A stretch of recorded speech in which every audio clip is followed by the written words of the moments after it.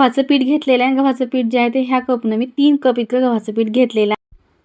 आणि त्यानंतर आपण ह्या ठिकाणी 2 चमचे इतकंच आपण ह्या ठिकाणी बेसन पीठ घेतलेलं आहे आणि पाव कप इतकं आपण तांदळाचं पीठ घेतलेलं आहे. आणि लहान आकारातली आपण कोथिंबीर आणि मेथी जी आहे ते आपण दोन्ही कट करून घेतलेल्या आहेत. मेथी आले की वेगवेगळे पदार्थ बनवतो, पण अगदी हा पदार्थ तुम्ही बनवा तर नेहमीच बनवाल. पाव चमचा आपण हळद टाकलेली आहे, 1 चमचा लाल तिखट, 1 चमचा आपण ह्या ठिकाणी जिरे टाकून घेतलेले आहेत, 1 चमचा ओवा टाकलेला आहे आणि मीठ टाकलेलं आहे.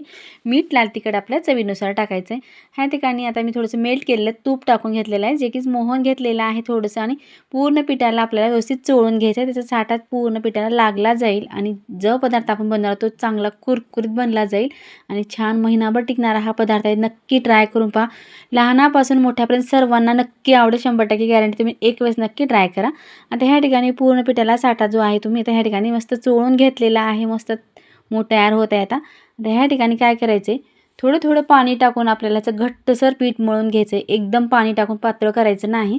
थोडं थोडं टाकलं की कसं पातळी होणार नाही. खूप पातळ झालं तर आपल्याला आणखी पीठ टाकावं लागेल. मैद्याचे न करता आपण ह्या ठिकाणी आज गव्हाच्या पिठाचा वापर केलेला आहे, कारण गव्हाचं पिठाचे जे आपण बनवतो ते महिनाभर व आणखीन आरोग्यासाठी सुद्धा चांगले आहे. त्यामुळे आपण गव्हाचं पीठ ह्या ठिकाणी घेतलेलं आहे. आता गव्हाचं पीठ जे आहे ते व्यवस्थित आपल्याला ह्या ठिकाणी मळून घ्यायचं आहे. घट्टसर बिलकुल सैल ठेवायचं नाही, घट्टसरच मळायचं आहे. पाहू शकता ह्या ठिकाणी अशा पद्धतीने आपण घट्टसर मळून घेतलेलं आहे आणि 5 मिनिटाकरता आपण आता हे साईडला ठेवून देऊ. चला तर 5 मिनिट झालेले आहेत. पीठ छान मुरजलेलं आहे. आता ह्या ठिकाणी काय करायचं, छोटे छोटे त्याचे आपल्याला गोळे बनवून घ्यायचे. तुम्हाला ज्या साईजमध्ये बनवायचे त्या साईजचे तुम्ही लहान मोठे ह्या ठिकाणी घेऊ शकता. मी छोट्या साईजचेच घेतलेले आहेत. चला तर ह्या ठिकाणी पटकन आपण छोटे गोळे तयार करून घेऊ. चला तर तुम्ही हा व्हिडिओ कुठल्या भागातून पाहतात नक्की एक कमेंट करून सांगा, की मलाही कळेल माझा व्हिडिओ कुठल्या भागापर्यंत पोहोचत आहे. आता ह्या ठिकाणी लाटी जी घेतली त्याला आपण काय केलं, थोडंसं पीठ लावून घेतलेलं आहे, जे की चिकटणार नाही आणि आपल्याला जितकं पातळ जमल तितकं आपण ह्या ठिकाणी पातळ लाटी बनवून घेणार आहोत. आता ह्यापेक्षा आणखीन एक सोपी पद्धत तुम्हाला मी पुढे सांगणारच आहे, जी की पटकन आणि कमी वेळामध्ये तुम्ही एकटे जरी असाल तर खूप साऱ्या क्वांटिटीमध्ये सुद्धा हा पदार्थ तुम्ही बनवू शकता. आता ह्या ठिकाणी अशा पद्धतीने आपल्याला थोड्याशा साईडला लाट्या बनवून ठेवायचे. असं एखादा चमचा घ्यायचा आणि आपल्याला टोक करायचे, म्हणजे जी की फुगणार नाही आणि कुरकुरीत होईल ह्यासाठी आपण असं करून घ्यायचे. चला तर ह्या ठिकाणी जे आपण गोळे बनवून घेतले त्याच्या लाट्या तर बनवून झालेत. चला तुम्हाला आणखीन एक ट्रिक मी आता सांगणार आहे.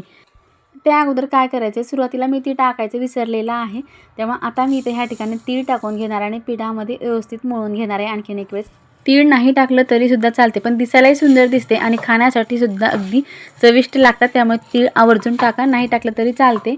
पण तुम्ही असं नका करू की नंतर टाकण्याचं, सुरुवातीला टाकलात तरीसुद्धा चालते.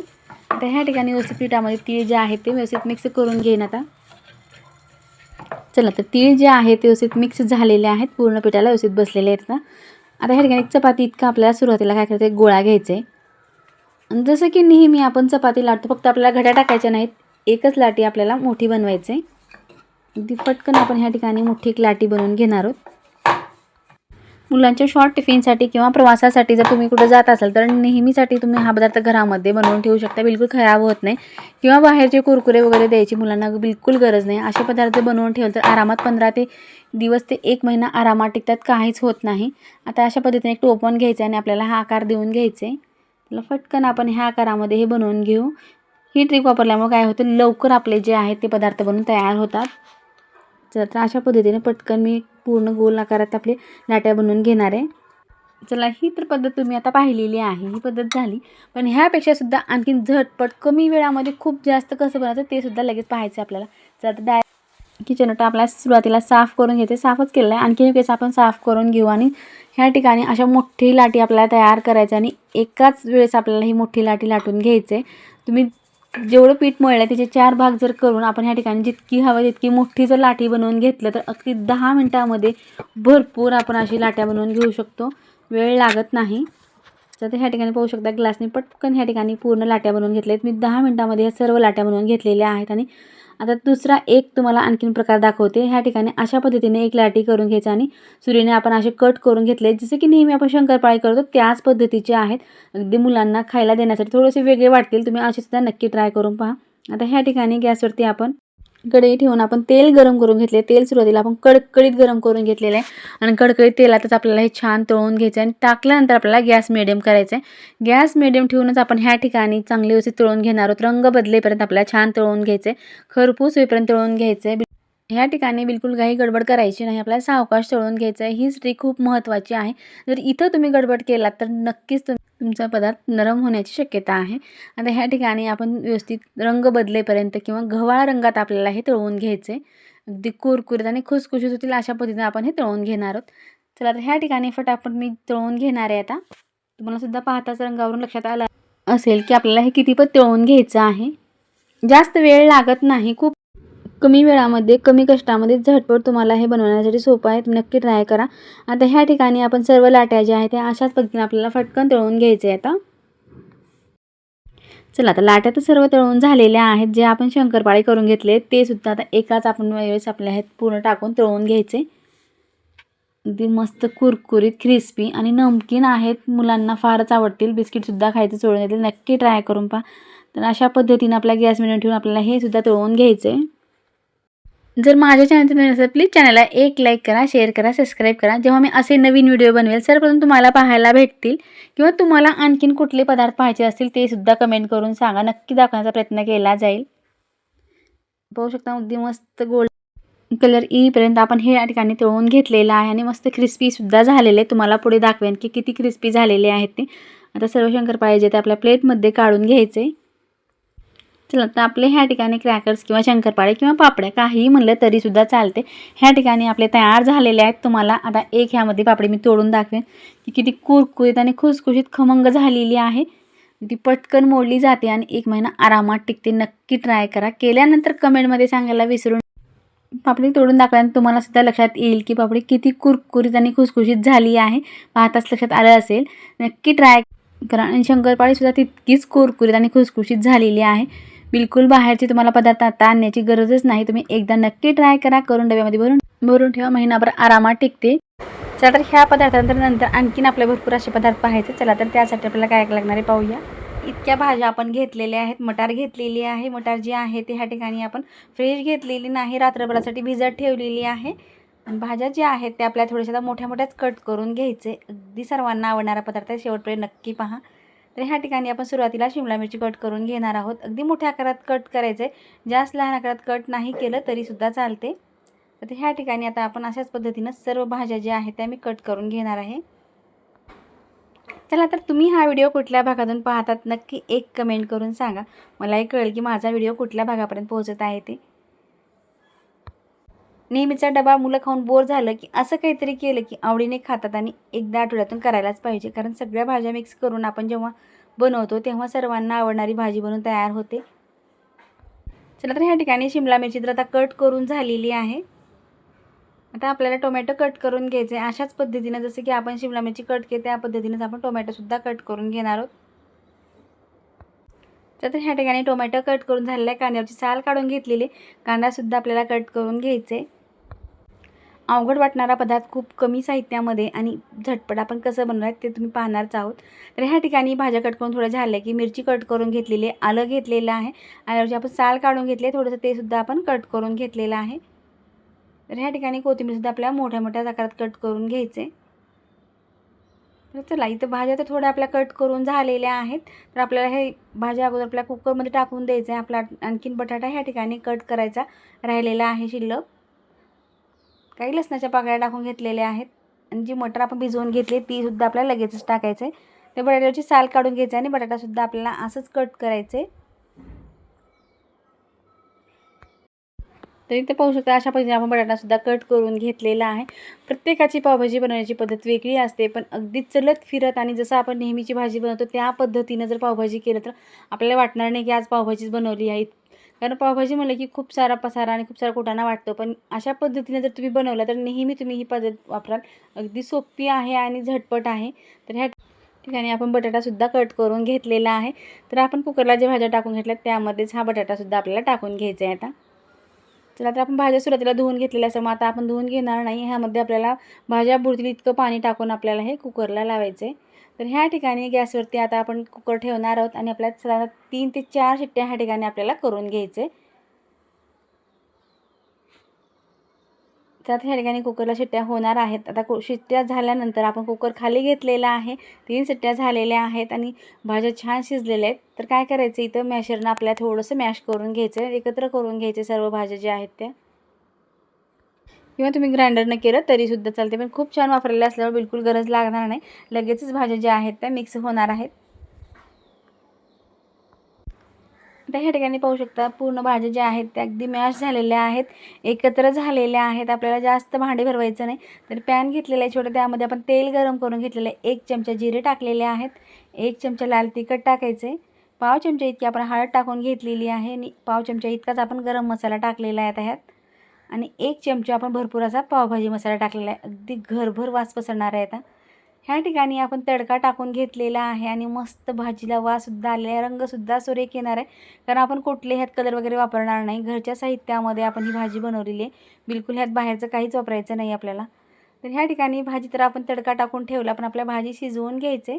तर मीठ टाकायचं राहिले, मीठ टाकून घेतलं की आपण 1 उकळी येऊ देणार आहोत.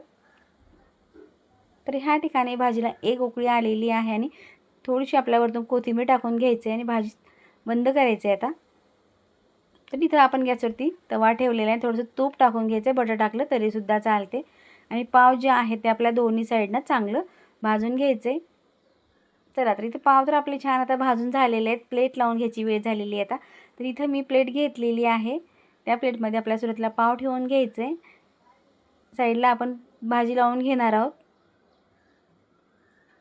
तर ह्या ठिकाणी आपली भाजीसुद्धा तयार झालेली आहे आणि सोबत खाण्यासाठी आपण लहान आकारात कांदा कट करून घेतलेला आहे आणि सोबतच लिंबू घेतलेलं आहे.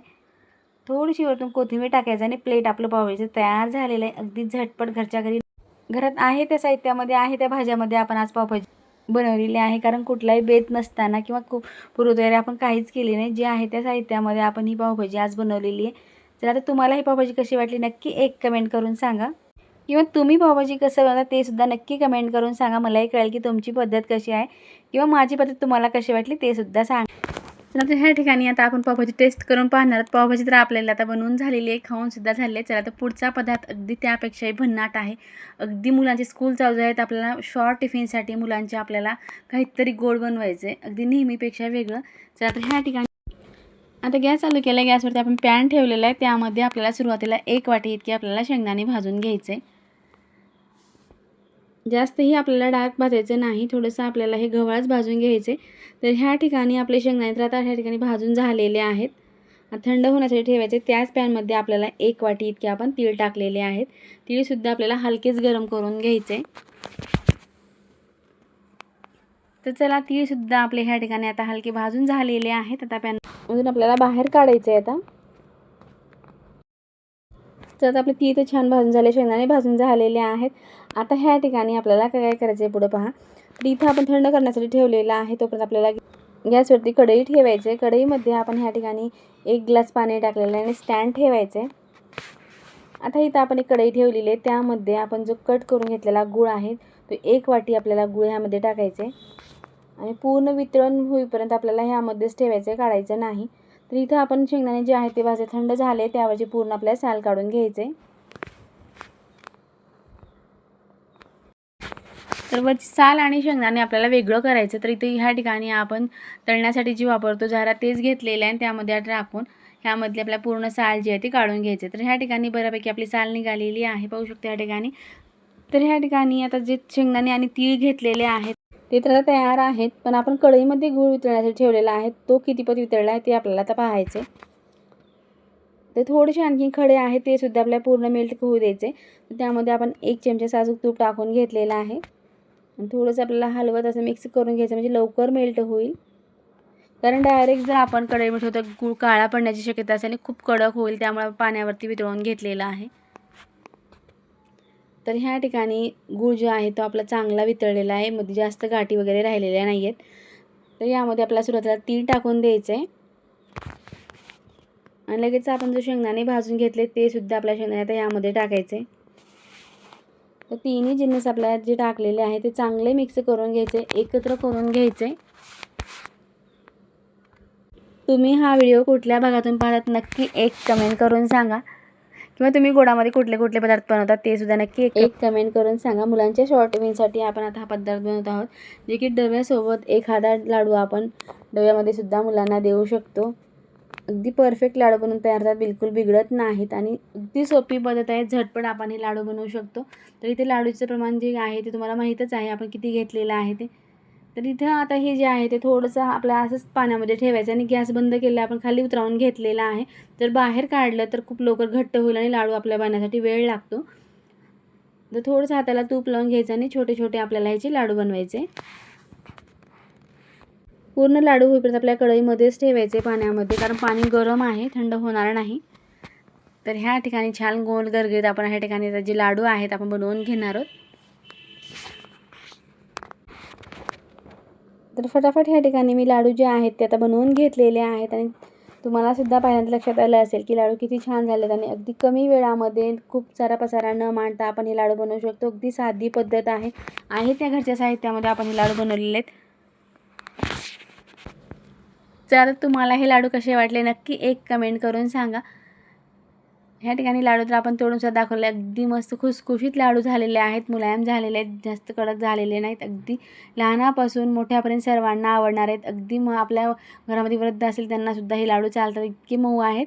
तुम्ही सुद्धा नक्की ट्राय करा. केल्यानंतर कमेंटमध्ये सांगायला विसरू नका की लाडू कसे झालेत. व्हिडिओ पाहिल्याबद्दल धन्यवाद.